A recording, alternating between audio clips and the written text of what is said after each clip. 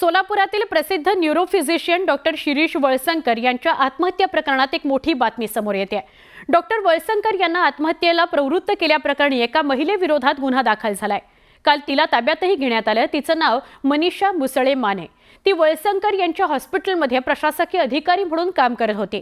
आत्महत्येपूर्वी doctor Walsankar यांनी एक चिठ्ठी लिहिलेली सापडली, ज्यात मनीषा मुसळे माने हिच्यामुळेच टोकाचं पाऊल उचलत असल्याचा आरोप त्यांनी केलाय।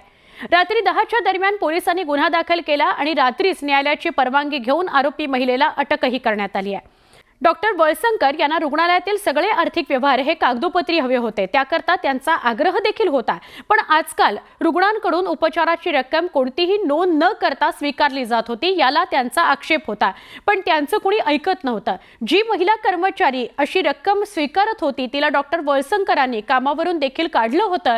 पण नंतर या महिला कर्मचाऱ्यानं कामावरून काढल्यानंतर आत्महत्या करण्याची धमकी डॉक्टरांना दिली। तिच्या धमकीवरून डॉक्टरांना पोलिसात तक्रार दाखल करण्याचा सल्ला दिला गेला होता, पण डॉक्टरांना तो मान्य नव्हता। या प्रकरणामुळे देखील डॉक्टर तणावात गेल्याचं आणि त्यांनी असं टोकाचं पाऊल उचलल्याची चर्चा आहे।